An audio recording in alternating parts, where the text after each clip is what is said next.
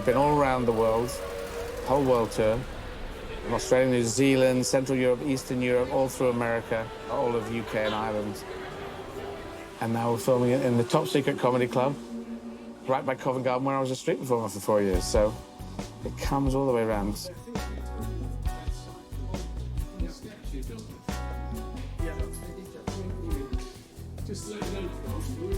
I went down to Covent Garden. It was nice. It was all ready for Christmas. That was my old life back between 85 and 89. And now we're here 30 years later. I just wanted to see that before I came and did this show. How does that make you feel? Good. I like the circles. Well, you know, my whole theory of the universe is about circles. And anything that circles round tends to be good. The circle of life, the circle of the universe, the circle of the globe, the circle of orbits. What goes around comes around. If you do good things, you can get benefits back to you. We start off as little small children, and we don't have much capability in our bodies, and we end up shrinking down to little old men and old women who don't have much capability and control of their bodies. And then it ends. Everything seems to go round in circles.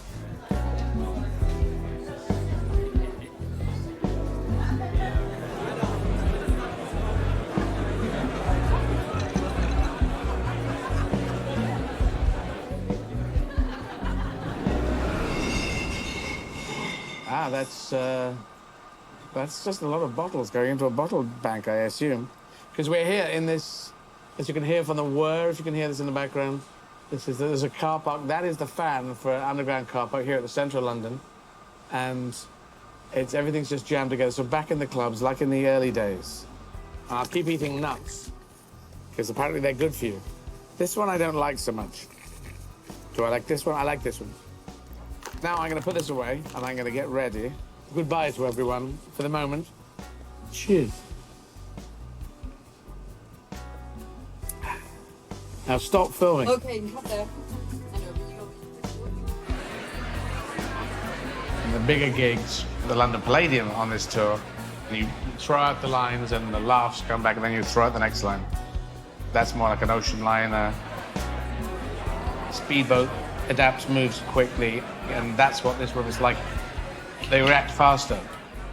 Very much like playing in the Comedy Store, playing in the early clubs in London. Keeps you on your toes.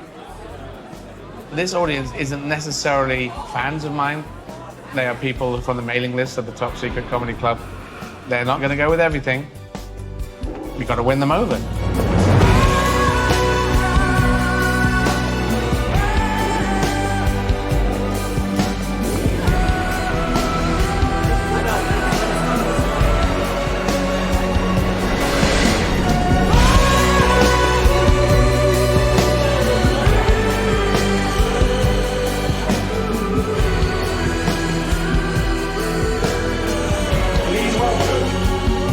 Eddie.Izzard.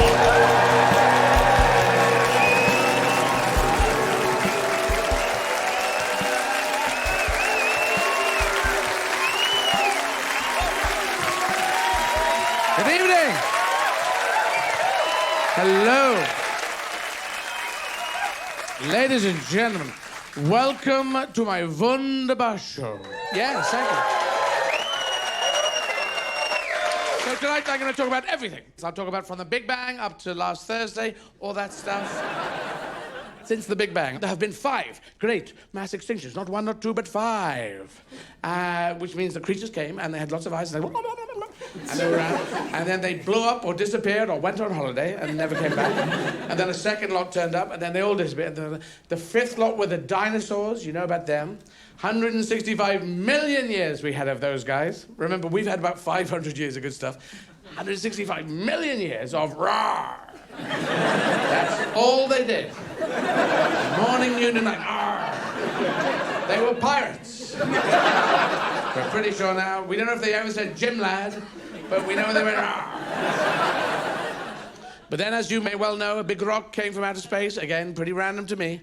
And hit down in the Gulf of Mexico. All the stuff went up into the atmosphere and killed the weather systems, and the dinosaurs died in the KT extinction within 2 years. And some say these days it could be, there's a new theory, it could be within 2 hours with tsunamis of water and fire and all the dinosaurs were gone. Only 25% of creatures made it through. And one was a little shrew-like meerkatish creature, little mammal underground, and his name was Kenny, we think. We're not sure of that, but we're making a guess there. And we are related to him. That's not a plan, is it? That's... You wouldn't vote for this god in a referendum. It's too much like a crack plan, isn't it? And think about it, if all the dinosaurs did go in 2 hours, we know they went, but if it was in that 2 hours, it would have gone overnight, and all these little underground creatures, next morning they would have got up and gone, what the fuck was that? I don't know. I'll go back.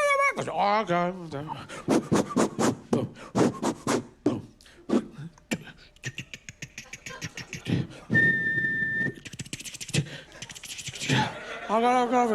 Okay. I'm going to go upstairs.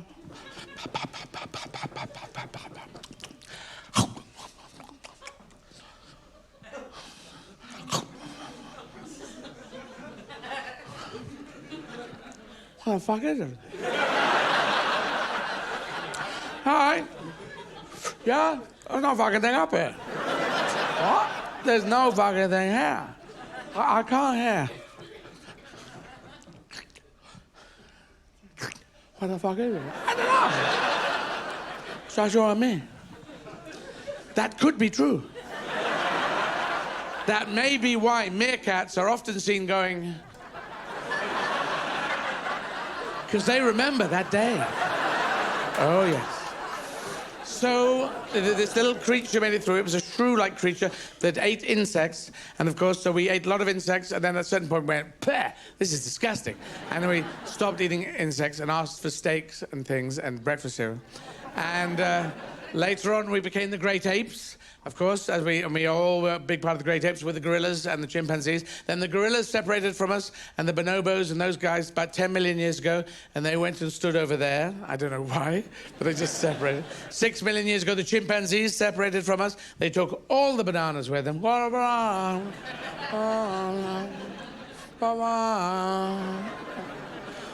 Fucking hell. First banana jokes were 6 million years ago, we know that. They found the remains of a chimpanzee in that position where he'd obviously fallen on a banana skin, we're pretty sure. And then we start to talk 100,000 years ago. 100,000 years ago, we start to talk. The FOXP2 gene is very central to this. So 100,000 years ago talking, there's the cognitive revolution, which is about 70,000 years ago, which is imagination. Those two things are us. Talking plus imagination equals humans. Apart from that, we're just one of the rest, was just the same as all the rest of the animals. But the talking, very important. So we got it 100,000 years ago, this FOXP2 gene. We don't know how we got it, but we know we got it 100,000 years ago. Probably on a Tuesday at about 3:30, we think, something like that. And we were just monkey people then, just gatherers, just going around going, hoo, hoo, hoo, hoo.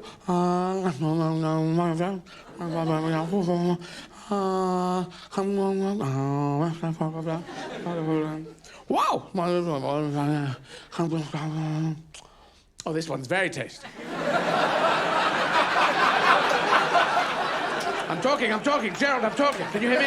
Are you Gerald? I've always thought you're Gerald. Are you Gerald? Oh, you can't talk. Try one of these. Try it. Open your mouth. Shut up. Just open your mouth. Why did you do that? Oh, my God, I'm talking too. I said, oh, my God, is there a God? I don't think so. Now, Gerald, this is an amazing thing. No, I can't be Gerald. You're Gerald, I'm Gerald, two Geralds. That's not going to work. Well, who the fuck are you, then? I am Samantha. Are you gender fluid? I'm gender fucking liquid, baby. Are we talking German? Could be German, could be Spanish, could be French, could be English. No, I think it's probably English or Spanish. It seems quite easy, this.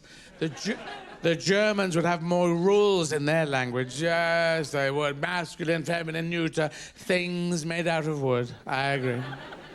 And then there came a point where we left Africa, the out of Africa theory, where we said, come, we must get out of Africa. You other monkeys, you non-talking monkey people, you stay here and guard the village. We're going out of Africa, going to make a film. It'll be on DVD eventually.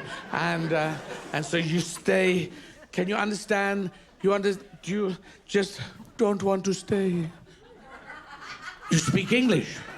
Oui, et un peu de français aussi. Do you speak German? Si. Do you speak Spanish? Yeah. Well, how did you learn 4 languages? We bought tapes, okay? Where'd you buy tapes? We bought them online. Online? Yeah, there's a line over there which is hanging off. My uncle sells them 2 bananas each. Well, I'll be a monkey's uncle. No, that's him. He's the monkey's uncle. So, yes, so 100,000 years ago we started talking, and from that day, 100,000 years ago, to here, today in London, nothing really has happened. No, it's just been kind of same old, same old. We did start to think about 70,000 years ago, apparently, which is interesting, the cognitive revolution. But I think we invented God on the way. I think we invented God. Makes sense to answer things that we didn't understand. Because if there was a God, I think everything should pray. Not everyone, but everything. Or the animals should pray. You've never seen an animal do anything like praying. You've never seen tigers pray, going, we're going in for a hunt, we're going to get a buffalo, we're going to have breakfast. Padre, a quick prayer. Thank you. Eyes down for full house. Oh, great God, Timmy the tiger who lives up in the clouds until that day when we learn to fly through the clouds, and then we'll notice he isn't there, and then we'll just never mention it again. God, Timmy, please bless this, our hunt. Make our feet fleet of foot, whatever that means. Make our teeth even more pointed than they usually are. And when we find a young and tender buffalo, please let us tear him apart in an orgy of blood and violence in your mercy.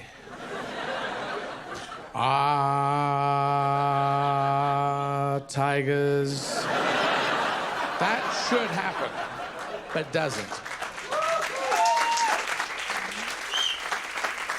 Now, we started this show in Paris, right next to Notre Dame Cathedral. A beautiful cathedral. I do like the buildings. You know, the Notre Dame is a testament to human creativity. Built for a god who didn't make it to the opening night when they opened the Notre Dame Cathedral. He didn't make it to the 500th year anniversary of the building of the cathedral. Didn't make it when it was on fire, which you think he could have turned up then. Sorry, I'll get some rain clouds. Come on, lads, rain clouds. Here we go. But they are beautiful buildings. I think cathedrals, churches, I like, especially with candles. I love them with candles. I always get a candle for mum, candle for dad. I like that part of the Catholic faith. The rest of it, I'm going to leave. Just the candle bits. It makes churches look fantastic, especially in an action movie. They look excellent, don't they? So, Jason Bourne.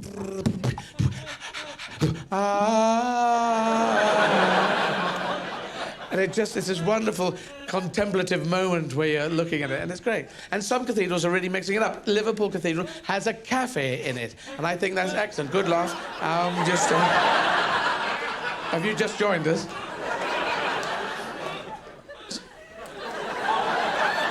Okay, you're going to have to stuff a sock in that. Otherwise, it's going to be ruling the show. But yes, Liverpool Cathedral has a cafe in there, and I think that's good. I think Jesus would have liked that. He said, my table is not a place, a house of money, but coffee, yes. Because I've got a Sermon on the Mount coming up, and I've got to stay awake and learn all these lines. So Notre Dame Cathedral is beautiful. It's got flying buttresses, arc-boutant, which, if you want to drop that into conversation ever. And it's called Notre Dame. It's named after an American football team, which is kind of crazy. Some people say, others say, no, it's Notre Dame, Our Lady. It's the mother of Jesus. Apparently she built it, or she caused it to be built. She came over from Judea. It's a whole Dan Brown, Da Vinci Code kind of story. Came over way back in 1973, before any of us were born. Going, bonjour, je suis ici pour builder un cathédrale. But who are you? I'm Mrs. Jesus, I am. My son told me to build this. But he died 2,000 years ago. Yeah, traffic was hell. They're digging up the Mediterranean to put in irrigation. Mrs. Jesus, tell us the story. Well, my son, he was on his deathbed. Mum, I'm on my deathbed, Mum. I'm dying. The Romans, they got me, Mum. Whoa, what happened?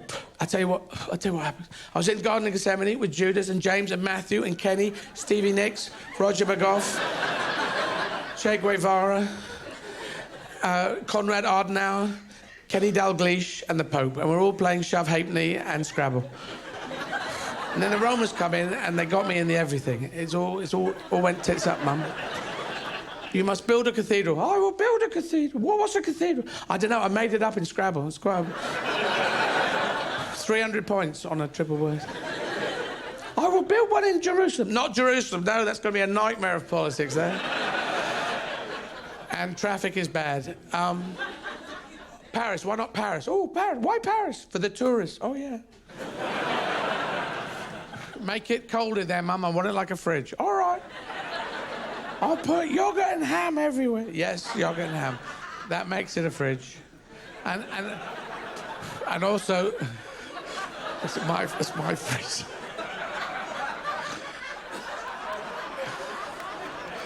It's funnier than it was yesterday. Yeah, yogurt and ham, Mum. And in the cathedral, put lots of candles in the cathedral as well. Not too many, could burn down. Yeah, well, it's the French firefighters. They saved that cathedral. It's a beautiful building, and President Macron said it would be rebuilt in 5 years, and I'm absolutely sure they will keep their word. It'll be rebuilt, it'll be even better than before, and it will have more sprinkler systems than you've ever seen. So well done to them. But I was in Notre Dame. A year ago I was there. No, 2 years ago. 5 years ago I was there. I've never been there, actually. No, of course, no, I was there. I've been there. No, I have been there. No, of course, everyone. You go to Paris, you go to...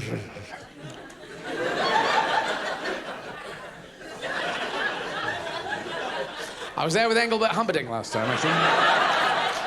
And Zingelbert Bambldak was there, and Slut Bun Waller was there.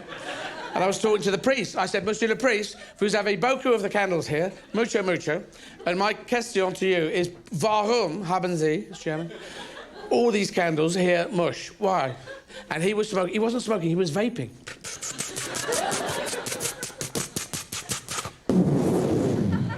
So much smoke in vaping.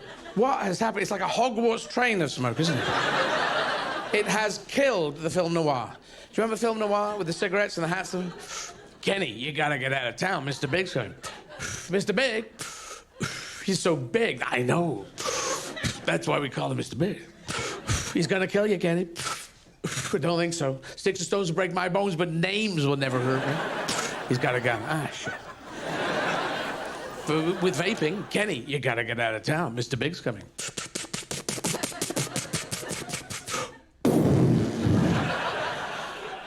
Fucking exploded, man. No, I'm still here. You smell of vanilla. Yes, indeed. So anyway, talking to the priest, Monsieur le Priest, and he was there. Les candles sont nécessaires, mush, parce que nous avons besoin de, need of, de l'argent. Oh, you sell the candle and it raises money for the religion. No, pour nous, pour vacances. Und pour acheter more of the blood of Christ and the body of Christ for communion. Because we've been eating his body and drinking his blood for 2,000 years, and he wasn't that big to begin with. Which is true. In the strict rules of the Catholic faith, they're not eating a facsimile of his body. They're eating his real body and drinking his real blood in a cannibalistic, vampiristic way that is never pointed out. And how tall was he? How big was he? Was the Sermon on the Mount the Sermon of the Mount? Was he just some sort of mountain man? And they keep sawing another bit off him. Let's munch away at that on the Sundays.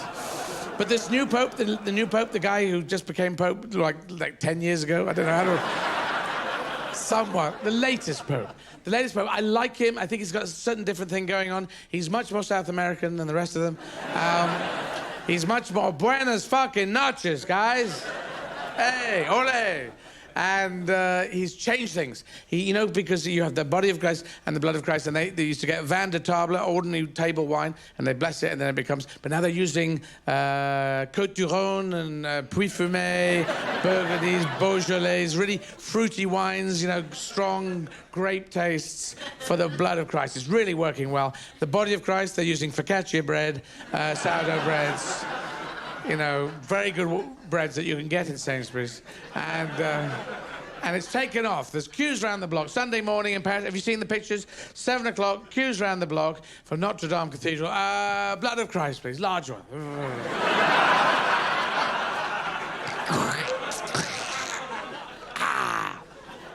Encore une fois, another one, please. Oh, it's one each. I'm terribly sorry. Excusez-moi.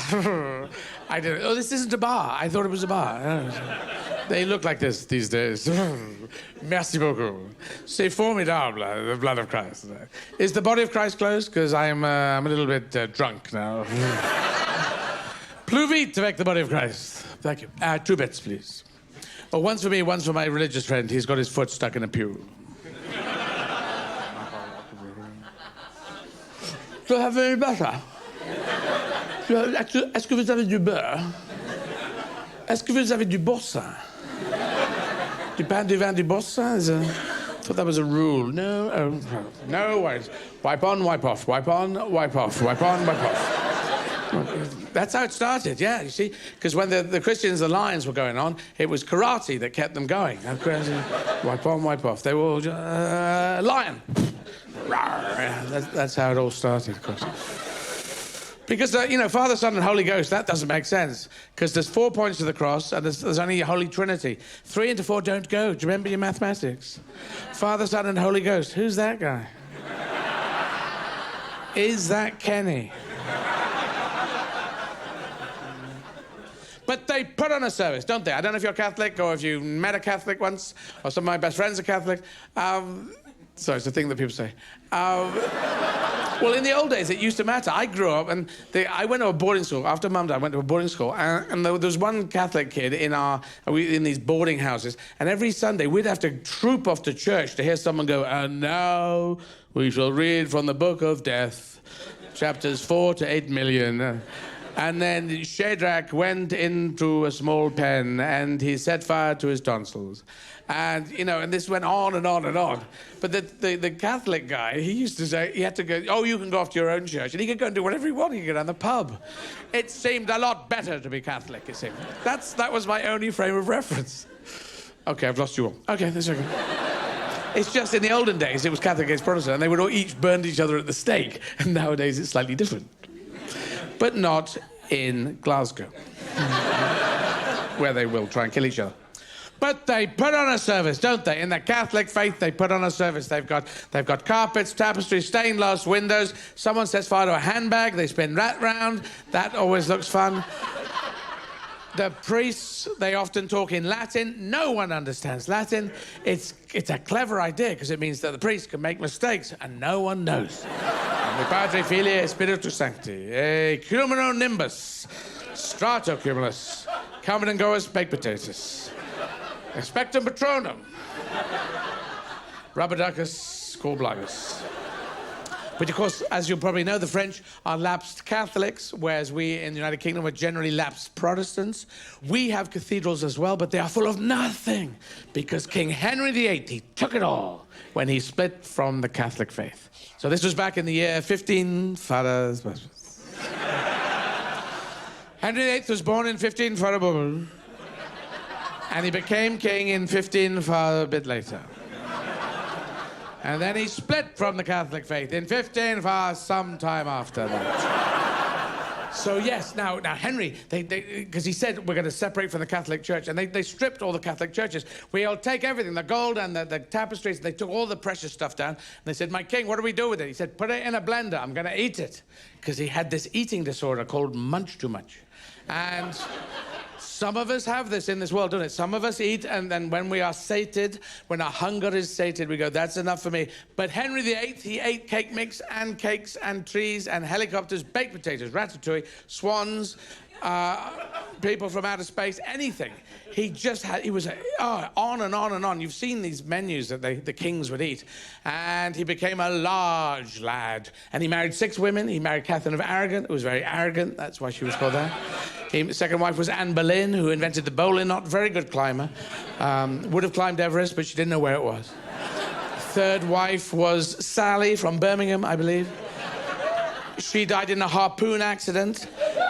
Yes, because Henry was been watching Dr. No and Thunderball, which were medieval plays at the time. And in Thunderball, there's a harpoon scene. Oh, she got the point. And that's... you're not going for this, are you? But it's true. It's true. Fourth wife was Scottish, Lady Macbeth. She was always cleaning. Just get the blood off this carpet, Henry. Bit of blood on the ceiling here as well. So he divorced her. He was scared of her. Fifth wife had no name. She was from spaghetti westerns. And he lost her down the back of a sofa one day. I can't find her anyway. Sixth wife is Elizabeth, of course. She's still on the throne. And 500 years old, doing very well. Lost the muscles in her smile. But she's a fighter. She's a fighter. She's a game bird. So those were the 6 wives of Henry VIII. And Henry VIII, of course, died. He exploded. That's how he died, yes? As you well know, he ate a mint and exploded. That's what happened. You say, really, a mint? Was it a big mint stuck in his throat? No, it was a thin mint. Almost wafer thin, some people say. So, yes, these are all true things. But many English kings, as you probably know, many English kings have exploded. Henry VIII exploded. William the Conqueror exploded. King Kenny IX exploded. Okay, 2 kings. That's quite a lot of kings, isn't it? So William the Conqueror, he did explode. He did. That's what happened. So this is all 1066 stuff. And 1066, an important date for the English. Not the British here, but the English. Because we lose the Battle of Hastings in 1066. But we won the World Cup that year. So... swings and roundabouts, swings and roundabouts. 1,000 years ago, since we won the Football World Cup, that's how long it seems to us. But this is all William of Normandy. This is back in Normandy, north of France, before 1066. He was 8 years old when he inherited the dukedom of Normandy. This is the power list in the old days. It was king, most powerful, then duke, then earl, baron, viscount, bloke in a hedge. Okay? So it's right up there. Very powerful position. And he was 8, and he was an illegitimate child as well. A bastard child. His father was Robert the Magnificent. Amazing name. He was obviously very good at karaoke. And when singing one evening, he obviously fell over on a spike and died. Something like that. And he'd had a child with a hairdresser, I believe she was, called Veronique or Sally or Jeff. And... so, bonjour, hello. So what do you do? I am a slave. Oh, the Middle Ages, yeah. What can you do? Oh. All right, I'll give you short back and sides, yeah. Give you one of those weird haircuts like in the Bio Tapestry. Shall I give you that? So what you doing the weekend? Working, I'm a slave. Oh, yeah, slave. What am I like? So where are you going on your holidays? Nowhere, slavery. Oh, yes. Oh, just shut up. So this 8-year-old, he gets the dukedom of Normandy, and all the barons and the viscounts, they're pissed off. They're going, why has this bastard child inherited the Duke of Normandy? I should be the Duke of Normandy. I am Baron Kenny from over there and left of the chip shop. I should be, no, I am Viscount Steve Claude from over the hills and not too far away. And I feel, okay, well, one of us, one of the aristocracy, I feel, not that 8-year-old illegitimate child. What can we do? We could kill him. Is that legal? You fool, this is the Middle Ages. Laws are fuzzy at the moment. Very well, I will kill him with a knife. No, I will kill him with a fork. No, I will kill him with a spoon. Can you kill people with spoons? I killed Humpty Dumpty that way. And all the king's horses and all the king's men could not put Humpty together again. Yes, I did hear this. But I always wanted to ask you, why did you ask all the king's horses to try and put Humpty together again? That seemed like a waste of an afternoon. Where we were testing whether hooves were good tools to reassemble eggs that had been broken. What were your findings? Not good.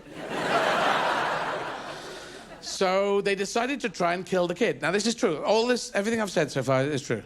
Not the Humpty Dumpty bit, but everything else, right? So for 10 years, they try and kill this kid. ding, ding, ding, ding, on and on. And he survived for 10 years. He survived because he learned Krav Maga. Yes. Yes, it's a martial art. It's 95% martial, 5% art.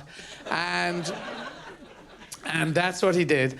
And basically, it's you hit people with things. That's what you do in Krav Maga. When they're coming towards you, very Jason Bourne-ish, you reach out, grab a frying pan, pang, pang. A lot of frying pan moves in Krav Maga, which you can see. They all came from the Looney Tunes documentaries that Chuck Jones directed for Warner Brothers in the 30s.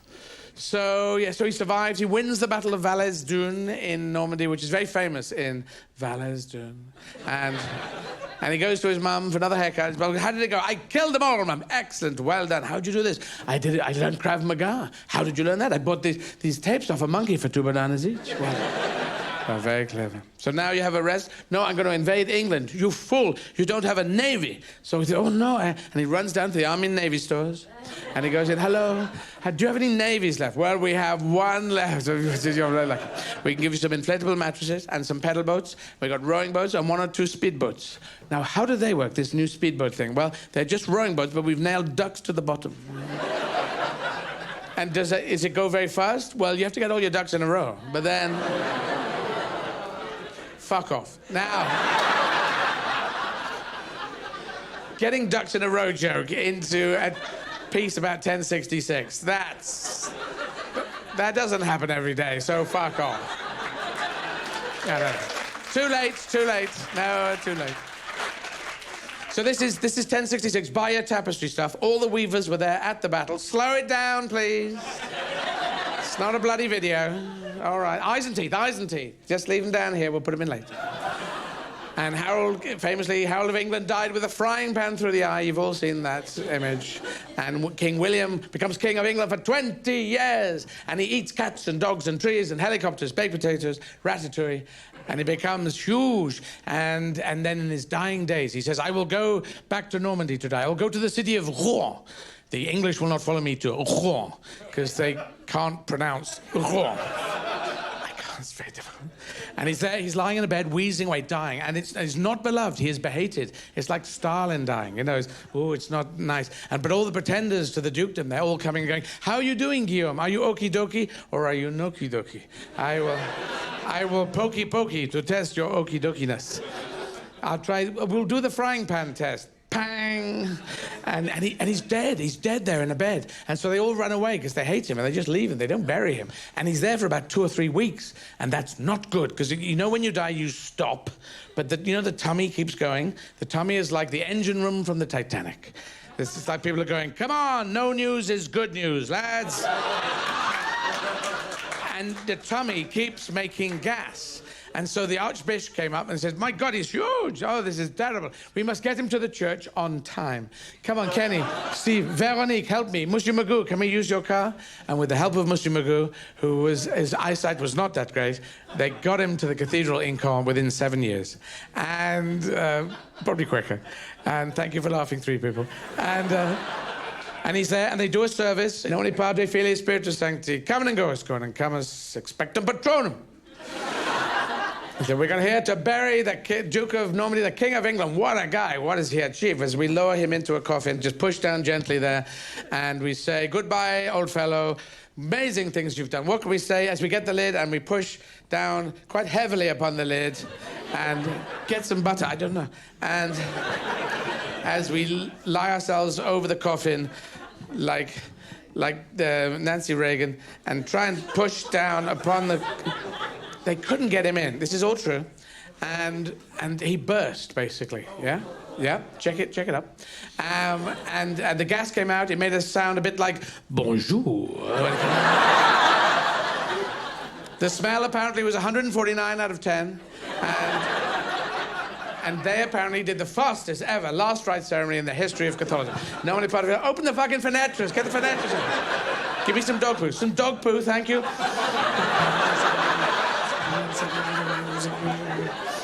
He was King of England, Duke of Normandy. What did he do? Lots of stuff. All right, put him on a bin. Boom! And they flicked him out the window. And he spun in the air, held for a second, and then fell splosh into a pond and came 3rd in the Normandy diving competition. True stories. I was talking about human beings before. Now, that's us. And if you are a human being, which I assume you are, very few Martians in tonight, we take ourselves for granted. We don't think ourselves terribly interesting, but we are pretty interesting. We were just one of the natural animals in the world. And then we separated. We became civilized. They stayed wild. So that was the separation. But they kept fitness with them, but we kept cake and daytime television. That was the deal we did. They are so fit, aren't they? Like tigers. Tigers. If they're hunting, they creep up with their Pilates/yoga creepy crawliness. It's amazing. And then they attack with the speed of a train. They just... You've never seen a crab tiger, have you? You've never seen a tiger... Roar! Roar! What's that, mate? No, the hunt. I'm ready for the hunt. Always ready. Born ready. I'm a tiger. Yeah, they're going... Shouldn't have done that. Hang on, I've just burnt my foot. Padre, you got any Savlon? Plasters? Oh, save a bit for me. Yeah, no, buffalo wing. Not gonna get any breakfast now. This is no good. Tony!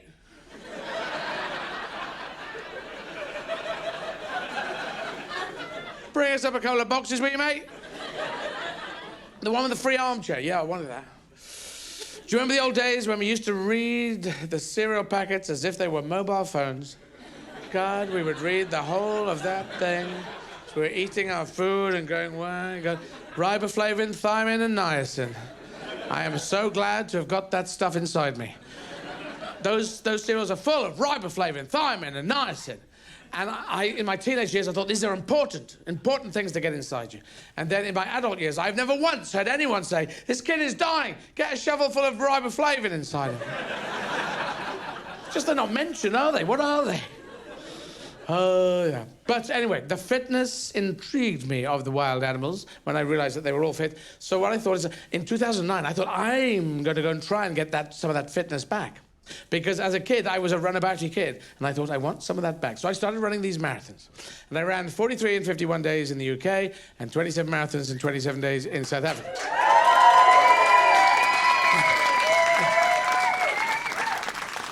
Now, I'm only mentioning them in order to big myself up. But they seem quite impressive. They're somewhat impressive. They're not that impressive. But my theory is, anything I can do, you can do better. Anything I can do, you can do similar. Anything I do, you can do maybe a little bit worse, hopefully. Otherwise, it'll make what I did look so easy. But the first 10 marathons are hard. If you do multiple marathons, you do 10 in a row, that is hard. After that, it gets easier because the brain is used. We do marathons. That's what we do. That's what we do. That's why the first 10 are hard. But so if you're ever doing that, just do 10 and then you'll... Yeah, but I made it an adventure. That's another thing. If life is hard, if whatever you're doing is hard, make it an adventure. And in adventures, there's always down bits as well as up bits. And it's easier to deal with because adventures, then there'll be a story about it. You could regale people at night. Did I tell you when I had to go down to the shops and get soup? And it was terribly difficult because there was a force 3 gale wind. Just something. But anyway, make it an adventure. That doesn't quite work, force 3 gales. That's just a gentle wind. That's not a gale, is it? Anyway, so I was thinking, when did I have my first adventure? And it was with my mother. Now, my mum and dad met in the city of Aden in the country of Yemen. And it was a British colony. The British, we took that, it's the port of Aden. The British called it Aden, but it's Aden. It's a bit weird. They obviously got there and said, or we got there, our ancestors got there and said, hi, where's this place? This place, Aden. Well, we'd like to own it. And we're gonna call it Aden, but it is Aden. No, we will call it Aden. We'll brighter A. Well, it is actually Aden. Do you have a flag? So I think it was that basis, the fact that we had flags and guns. What's this fucking fly? If you got we got hairspray for the fly. We haven't got fly spray. So at some point, I will destroy the fly. But he's moving quite fast. Anyway, I'll give him a lot of hairspray, and then he'll either go, "Hey, this looks great," and then, Or he will just walk around and say, I can't fly anymore, I'm all sticky. Can't see him now. Fuck. Okay, here we go. What was it? Oh, yes. Oh, there's that. The city of Aden. So my parents met in Aden in Yemen, and they were married there in 59. And my brother was born in 60. I was born in 62. And then we left in 63. Dad said, we've got to get out of here. There's a revolution coming. We're going to go to Northern Ireland. All right, Dad. Yes. Now, we got to Northern Ireland in 63, we left in 67, just before it all kicked off in 69. We always left before everything kicked off. That was kind of an Izzard trait. Not planning, just Dad just kept moving and things started happening. Not because of us. We didn't do anything. Now, anyway, so we sounded like this. This is my point. From the southeast of England, you get to Northern Ireland, and Mum sounds like this, and Dad sounds, my brother sounds like this, and all the local kids are much more, who are you? What are you doing here? Are you from Yemen? Is that south of the border, so it is? I think it's... We're going to go throw mud at cars. You want to go throw mud at cars? Yeah, okay. And I was into sugar. I love sugar. Recovering sugarholic now.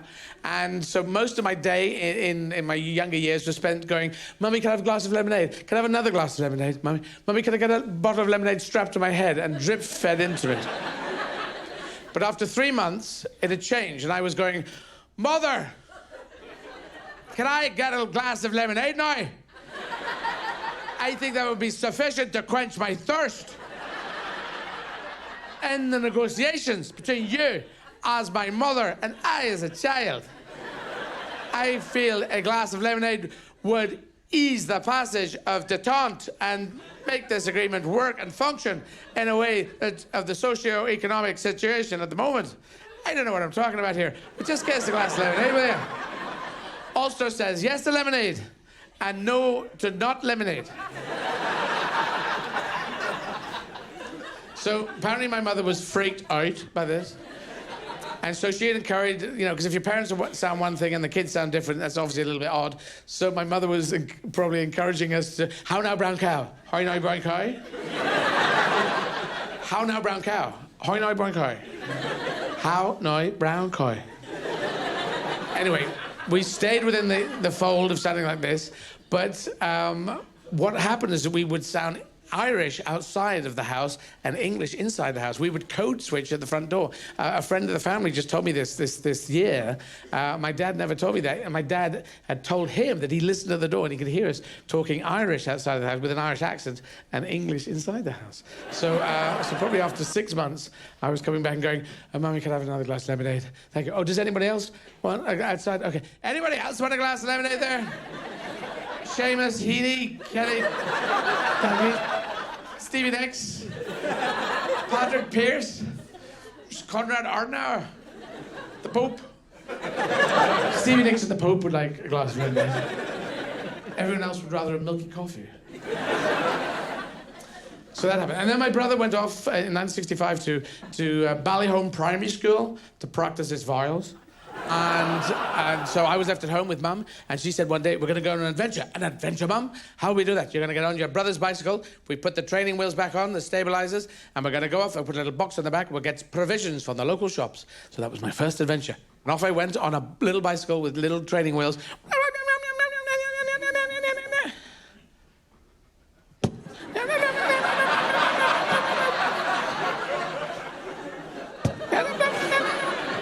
If you remember, 10 degrees to the vertical. That's how we did it. It's supposed to get you up in the middle, didn't it? But you just didn't trust that middle bit, so you go...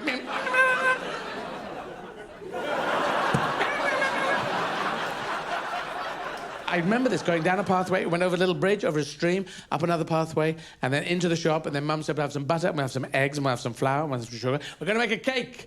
We're going to make a bouncy castle for hamsters. Yes. So running marathons. I'll tell you how the first 10 go. This is how, if you ever want to run 10 marathons in 10 days, in case, yes, good laugh at the back. I know a lot of people going, I'm not going to do that. But anyway, just in case there's a bear chasing you every day, breaking a talk. The bear is back. Oh my God, better do another one. Here we go. First marathon. I think everyone here could run, walk, stagger a marathon. I think you could do it. It's you know, give yourself 20 hours. It won't look pretty, but you can get it done. The second and third marathons you will get for free because the brain goes, oh, this is a nightmare. I'm still in bed. And you're... The brain cannot catch up with you. Now, the fourth marathon to the 10th marathon, they're pretty evil. And I do remember the 7th marathon. I was running at literally this speed. It was really just sort of crab walking along. And I looked back, and a family had joined me, and there was a young girl with them. And she was about 10. And while I was sort of pretending to run, she was just walking along. With a couple of dogs, and I thought, I noticed this, I thought, I'm not running very fast. But I got it done. I just kept going and got it done. That's what I did. And some of it was tough and uppy, downy. I remember in the city of Bath, in south and west of England, it's very upsy downsy, brass knocker hill they have there.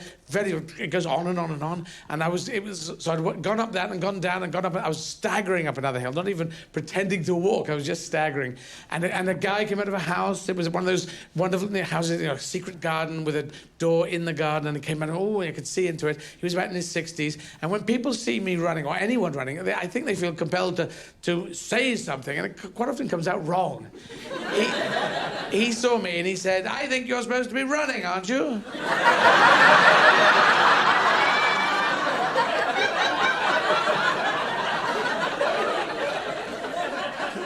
I think you're supposed to be dying, aren't you? It just seems wrong. Usually they say, come on, fuck off. I've been running for forever. And they wouldn't believe you. You know, after about 18 marathons, it became surreal. You get in and then say, oh, can I have a cup of tea, please? They say, where have you come from? Oh, I've run from London. It's my 18th marathon. They go, all right, is it tea, is it then? And it's as if I said, I've just eaten a car. I'm from Mars. Can I have a cup of tea, please? They wouldn't believe you. Hey. But you get tired, you get angry, you get pissed off, you go, this hill goes on forever. But you're never scared. You're never going, I could fall into a hedge and die of hedge disease. But since then I've started sea swimming. Now, sea swimming, doing training for sea swimming, and sea swimming is scary. It's, you know, on the beach it's fine, isn't it? On the beach it's just throw me the ball. I'll throw you the ball. I'm in the water up to my knees. What am I like? Do you want an ice cream? I'll get a Magnum and hold up a bank, and then we can have as many ice creams as we want. But 50 meters into the sea, 50 yards, 50 meters out there. That's all you're doing, hour after hour, face in the water, out of the water, in the water, out of the water. And every time you come out of the water, you're taking a breath. If you don't get the breath, you die. So it's a little bit stressful, you see. And every time your face comes out, you look for the safety boat. The safety boat is with you. If you can't see it, you're dead. You see, because they've gone off. We're going off to go shopping or something. And so there's the tensions are higher. And the boat in the sea would have a course that it was going on, and the current would move it, so it would auto-correct. Sometimes it'd be going along, then it would move this way, and I'd be going... It's going away. Catch up with the boat. Catch up with the boat. Catch up with the boat. It's coming back towards me. Get away from the boat. Get away from the boat. It was worrying. And then there's jellyfish. They sting you, they sting me, they sting anyone. They are Nazis of the sea world. They have no moral compass. They have no geographical compass. They really don't know much about compasses. Then there's seagulls. Now, you may know that seagulls follow boats out to the sea. Every day we'd go out for training, and the seagulls would follow out. And the seagulls, I think they follow boats because boats usually chuck rubbish over the side. And then the seagulls go, oh, rubbish. And then they fly down, and then they swim around. And they eat it with knife and fork and have a little, lovely mange of rubbish. But I think when they were following us, I think they thought I was rubbish. Because I was very slow moving. I think, hey, he's nearly dead. And because three of them were flying, and then after a while, two of them were flying, and one of them was swimming behind me. He was literally just doing this, like a duck. And I looked around at one point, and I saw him, and he was going... and kind of like someone in a spy movie. He was...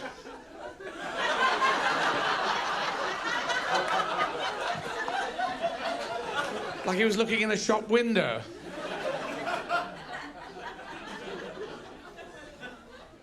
Lovely weather. And then I start swimming again, and he goes...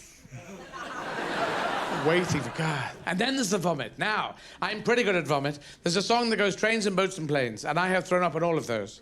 But if you add it to trains and boats and planes and old ladies, I have thrown up on those. I have thrown up on an old lady. If your gran or your auntie was on the train to Penrith in 1974 and got thrown up on, that was me. I don't remember this. My brother assures me it was true. So I think it was true. And I have.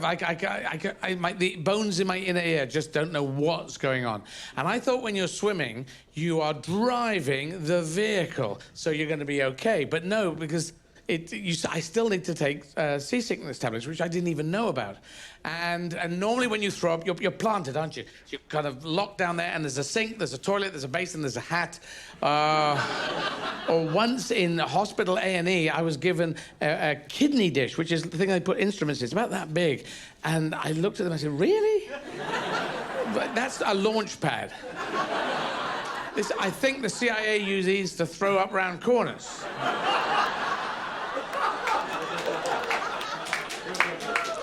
But I was doing this training swim, and I was swimming along, and I feel this, I'm going to throw up. And I was in the sea, treading water. And when you throw up when you're treading water, it's not good, because you go, and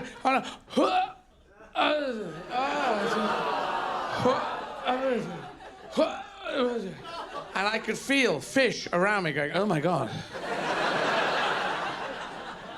Oh, he's British. Oh, I see. Oh, this is Brexit, where you throw up on your own head. Ah, yes, I understand. So, yes. But now, I keep fit. That's what I do. I decided match fit for life. That's what we should all do. I encourage you to do that. You probably won't. But it's what the wildies are doing. Oh, those old wildies. And they do look pretty good, don't they? Very few crab tigers, as I mentioned.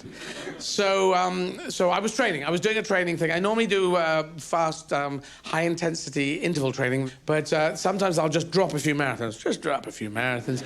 So I was running 7 marathons in 7 days for 7 brothers. And it was in Sussex, where I hail from for half of my life. And I was running down the A22, went past a big house in the country, a big house with walls and a big driveway, one of those big solid gates. As I went past the solid gates of the driveway, there was a dog, obviously, behind the gate. I couldn't see him, but the dog went, woof, woof, woof, woof, woof, woof, woof, woof, as dogs have done since the dawn of time. And for the first time, I suddenly thought, what is this dog trying to say? If I could inject Fox P2 into him, what would he be trying to say? And I assume a dog would be going, thief, thief, or a burglar, thief/burglar, assassin. Behind the gates, they're here. Listen to me, I know what I'm talking about. I'm a dog. Hello, hello. Woof, woof, woof, woof, woof, woof. You say that I am the dog that cried woof, but really, this is important. It's now. Dogs are so sure, aren't they? They're so insistent. Woof, woof, woof, woof, woof. You've never heard a hesitant dog, have you? You've never heard of an unsure dog going, woof? Is that a woof? Are you an assassin? Hello, are you an assassin? See, I'm a dog here. And the owner of my house, he employs me, sort of, to do a survey on the people who are coming by the front gate. Do you follow? Hello, you still with me? And so if you're an assassin, I must come and kill you by tearing out your throat with my teeth. But if you're a little old lady, well then good luck to you. You see my dilemma. Are you still there? It doesn't seem to be that's the conversation that dogs are having. They just go, woof, woof, woof, assassins, motherfucker. Oh, God, why hast thou forsaken me? Come, kill them now. Kill them all. I am a dog. Seems like every dog seems to have joined a right-wing party. And based on very little information, they seem to be absolutely sure.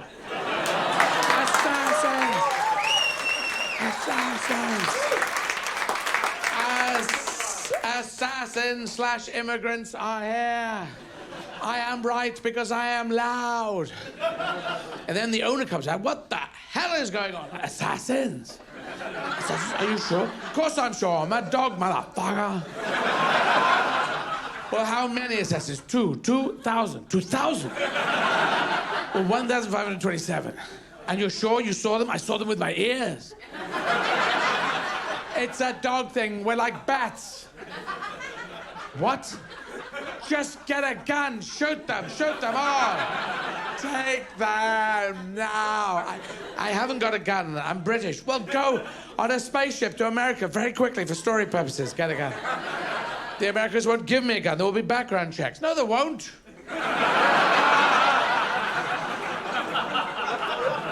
They give exocet missiles to 3-year-olds. That is true.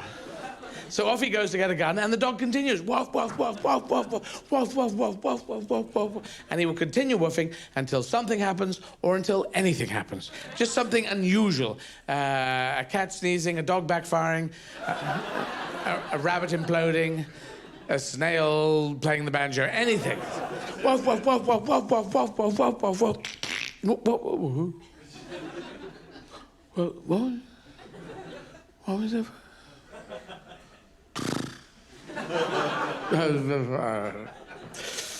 Where was I? Now, oh yes, woof, woof, woof, thank you. Woof, woof, woof, woof, woof, woof, woof, woof, woof, woof, woof. Oh no, oh no, oh, what have I stood in? What have I stood in? Oh no. Who would do that? Who would do that? Who would leave a steaming pile of that there, walk away, no forwarding address? Who would do that? I would do that. This is my own poo. The irony. The horror. The irony. I have stood in my own poo. I am hoist by my own putard. Oh, God, what can I do? I must get rid of this. Right, let's try and get rid of... Is this what Michael Jackson did? Is this how he learned how to moonwalk? By standing in his own poo and walking. And then the owner comes back. Shh, I've got a gun. You do what now? I've got a gun for the assassins. Assassins! You have seen assassins. No, you saw assassins. You said you saw 1,527 of them. Really? I said that? You said you saw them with your ears. That doesn't even make sense. I don't think this was me. I think this was Kenny. Who is Kenny? Kenny is a jellyfish, comes around here when it rains. Yes, we found poo, though. Poo. Yeah, we found poo. It's assassin's poo. Pretty sure it's assassin's poo. Shoot the poo. Shoot the poo. Shoot it. Shoot it. Shoot the poo. Shoot it. Take the shot. Shoot it. Shoot the poo. You can't handle the poo, can you? Shoot it. You shot the poo. The poo is dead. Long live the poo. Now, everything that I have said as the character of the dog, that is what is going on in Donald Trump's mind all the time.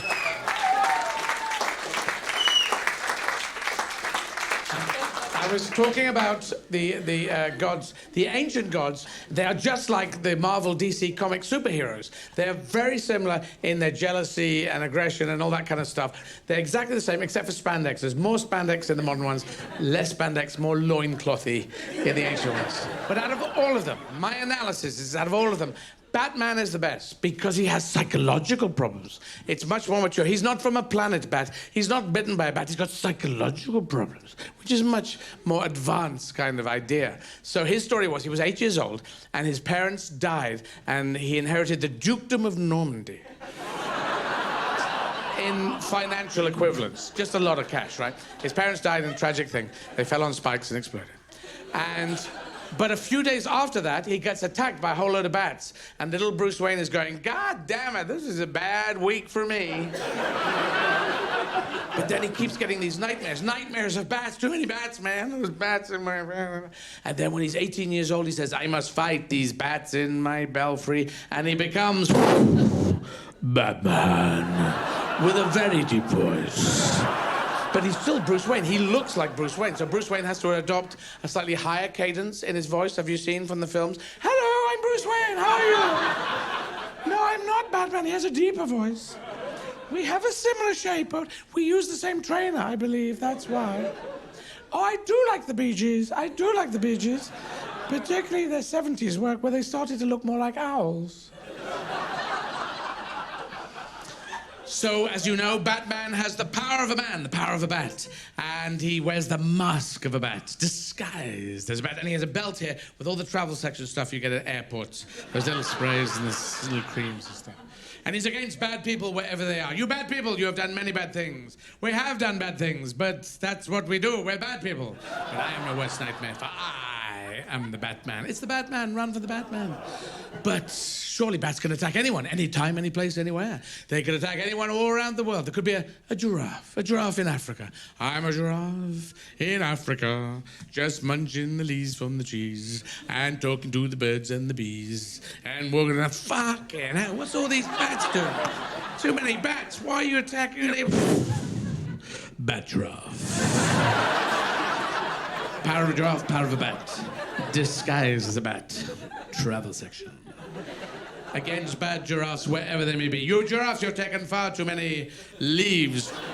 But I am your worst nightmare, for I am Bat Giraffe. It's Bat Giraffe, run for the Bat Giraffe. I'm coming to get you. Oh, maybe a crocodile. I'm a crocodile, just swimming down the Nile. Trying to rhyme with Nile. All the while.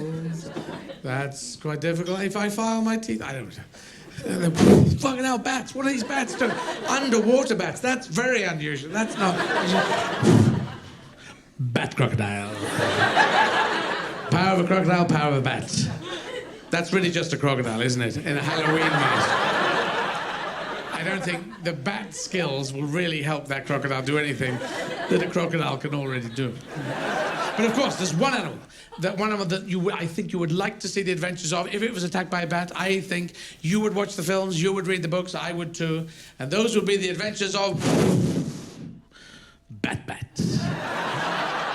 I'm a fruit bat. And every night at 3, I go out looking for strawberries, but we don't find none because you can't see shit at night. You can't see shit at night. So I don't know why we're not. Day bats would see more strawberries, but night bats, we don't see them. That's probably why we are so trim. Fucking hell, lads, I'm on your side. Why are you attacking? It doesn't make any... Bat. Power of a bat, power of another bat. 2 bat power. Disguised as himself. Travel section. Against bad bats wherever they may be. You bats, you have taken far too many bananas. We have indeed. We will sell these bananas to a monkey we know. He will give us tapes, we will learn German. Ausgezeichnet, mein Freund. But I am your worst nightmare, dein schlechtestes Albtraum. Weil ich bin Bat. You are a bad bat? No, I am Bat with 2 T's. Your grammar is atrocious. A bat has only 1 T. No, each bat has... It's B-A-T, you see. It's just like Buttress, Carly. It's a bit like Buttress, Carly. Oh, so you work for the UN? I did work for... I was in the canteen, but you can't really get promotion into... It doesn't go canteen to diplomat. There's a... Oh, fuck off.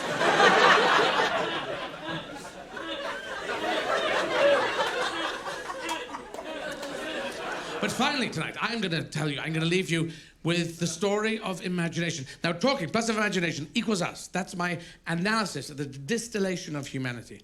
Talking without imagination is just this. Well, I went down the road and went into the shops, and went to the shops and I bought some soup, and I bought the soup, and I paid for the soup, and I came back and I cooked the soup, and I ate the soup, and I went to bed. That's talking without imagination. Imagination without talking is more like... But we have imagination. We do. We have written books with our imagination. Books from Beowulf up to a book that was written recently. And one of those books was Lord of the Rings, written by J.R.R. Tolkien, who, as you know, was born J.R.R.R.R.R. Tolkien in Bloemfontein, South Africa. And he grew up there in the 1800s in his first few years. And he would say to his mother, "Mother, are we South African?" "We are South African. J.R.R. to the power of 9. We are indeed."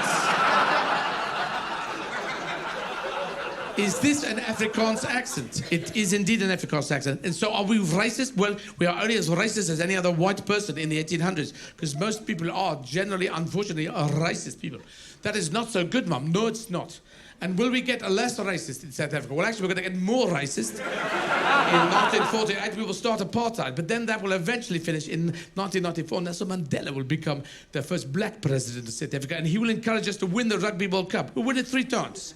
The 3rd time, a black captain will raise the cup, and that will be a wonderful day. Excellent news, Mom. How do you know this? A transvestite told me about this. He was from the future. Transvestite, well, transgender. He changed the language changes over the period of time. Mum, what has happened to Dad? Oh, Dad has exploded and fallen on a spike. We must leave South Africa, JRR, to Pav 9. We're going to go to Birmingham in England. Why there? It is the next logical place to go. In the chess game of life. So, as you may know, he moved to Birmingham, and then they grew up there. The Birmingham accent, most people are like, that is the Birmingham accent. The Birmingham accent. And so when he's about 5 or 6, he's got a completely weird accent, kind of South African, kind of Birmingham, and he realizes he's got far too many R's in his name, and he turns to his mother in his new Birmingham South African twang, and he says to her, Mother! What are there? What are there? God, his name is his Tukin. His mother replied, what the hell did you just say to him? No one understands that. That doesn't make any sense. Have another go at that, Giotto. Well, I'll just start out that trying to say. God ought to notice that I ought to got 2 many orders in a name. No, that was a bit worse, if anything. I'll tell you what, JRR to Power 9, why don't you just write it all down in a big book and never talk again? And that's how Lord of the Rings was born.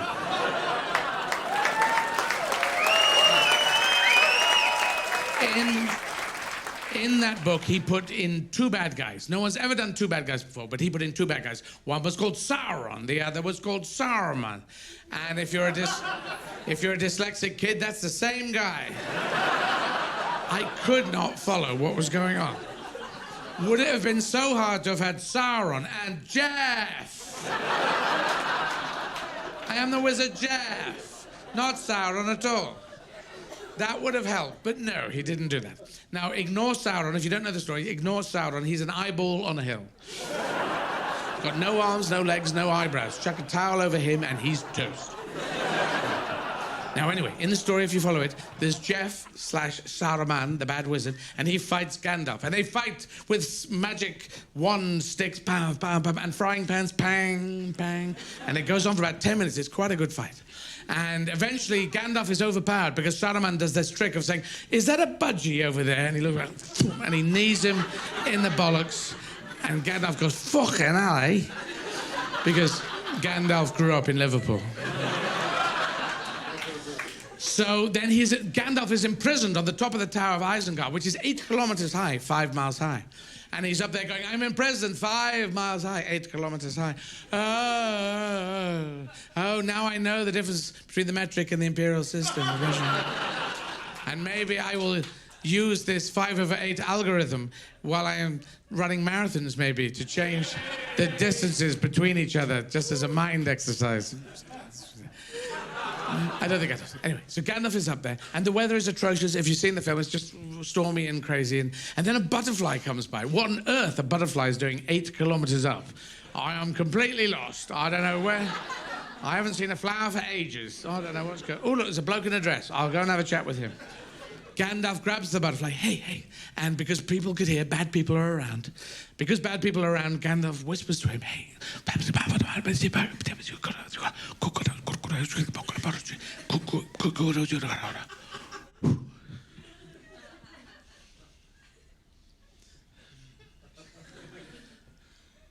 What?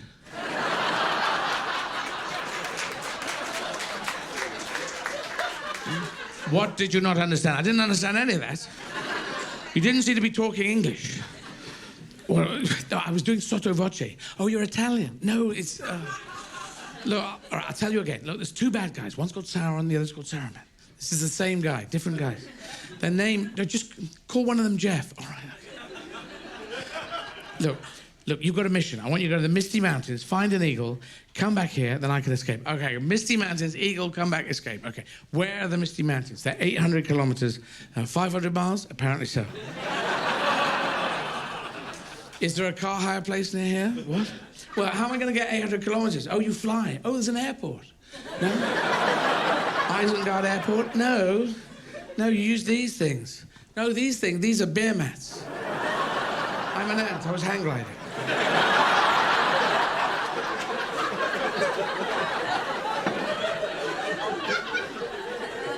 Really? All right, here we go. We'll do it. Let's do it. Okay, I'll do this. Will this be in the film? Yeah, this bit will be in the film. This bit, yeah. So when I fly, a butterfly, 800 kilometers, that's worth filming, yeah? Like finding an eagle, telling an eagle, not being eaten by the eagle, get the eagle to come back, pick you up. That's worth filming, yeah? Being in the film. Yeah, it could be in the film. Bastard. I'm going anyway. All right, here goes. Wait, what you doing? Oh, I listen to music. It's a Baby Driver thing. I've got to get there. Got a set list.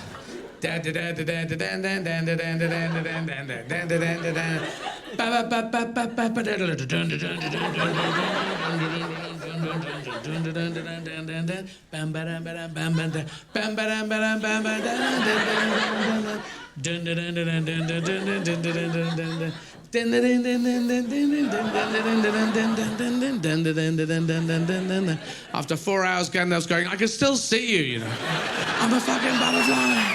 They cut that out of the film. I have no idea why. I'm going to leave you tonight by telling Dad's last joke. Because I came from a family where there was no religion at home. We just had fun. We had seasons in the sun.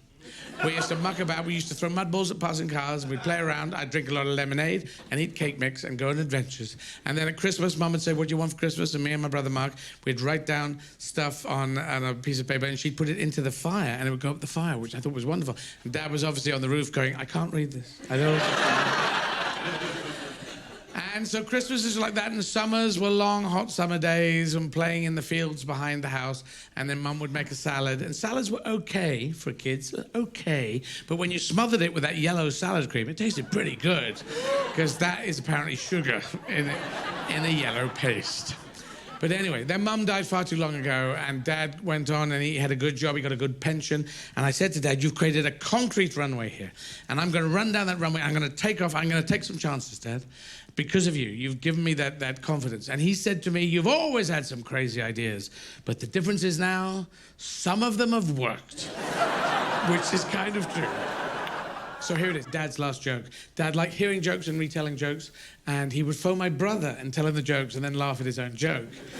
He'd never told me them, he always told my brother. I think maybe because he might have thought I might have marked him on them as a professional comedian. That's a good joke, Dad, but not, the end was a bit fuzzy, a bit more pacing. I don't know why, but I never heard them. But my brother heard them, and my brother read this joke out at his funeral last year. So here's Dad's last joke. A rabbit goes into a butcher shop and says, hello, do you have any carrots? And the butcher goes, no, this is a butcher shop. We don't have any carrots. We do meats here. That's what butchers do. There's no carrots here at all. No carrots at all. Ah, I was misinformed. So the rabbit goes away. Now, the next day, could be a Tuesday, no one really knows. Same rabbit goes to the butcher. Hello, do you have any carrots? And the butcher goes, no, this is a butcher shop. We do. Didn't I tell you this yesterday? Aren't you the same rabbit that came in yesterday? Look, there's no carrots here. You need a carrot shop. Carrots are us, Marks and Carrots, Carrots and Spencers. One of the carrot shops. Oh, I need to go. Ah, I see. I didn't quite understand where you would. I will go. Okay. So that was the end of day 2. Day 3, same rabbit, same butcher shop. Hi there. Do you have any carrots? No, we don't have any bloody carrots. I don't know. You keep coming in. You keep asking this. You come again. I'm going to nail your ears to the wall. My ears to the wall. That will not help me in my quest for carrots. Well, don't bloody come in here then. So the rabbit goes away. Now, day 4 comes along. Rabbit does not go butcher shop. Day 5 comes along. Rabbit does not go butcher shop. 6th day comes along. Rabbit goes butcher shop. Hi there. Do you have any nails? Do I have any nails? No, I do not have any nails. Right. Do you have any carrots?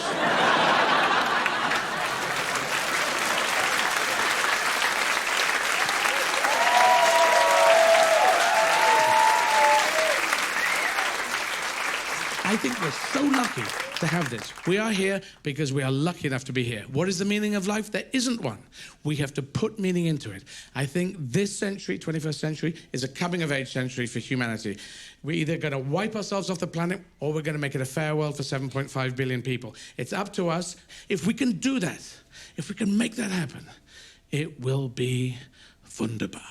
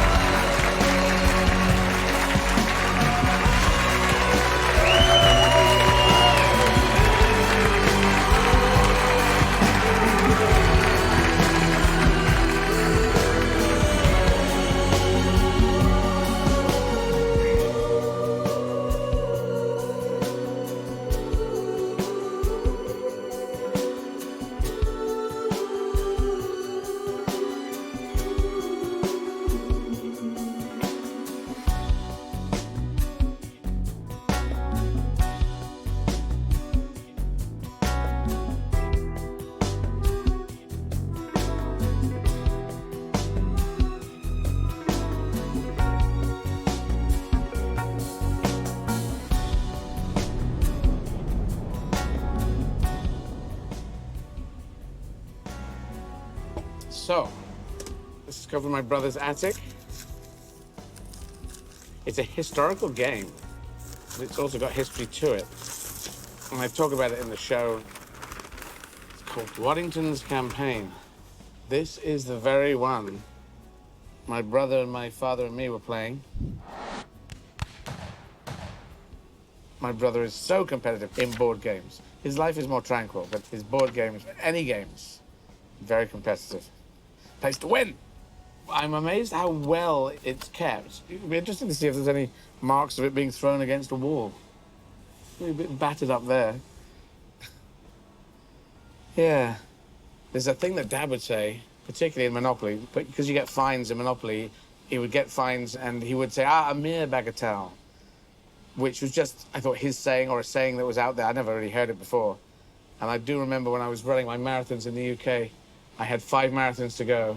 I've already run 38, only got 5 to go. A mere bagatelle. I just ad-libbed a mere bagatelle to the cameras. And I thought, who is it? My dad used to say that. And that's where that came from. That came from Dad playing board games. Yeah, so now I'm going to put this away. I don't think I can play campaign right this second. So, yeah. So fuck off.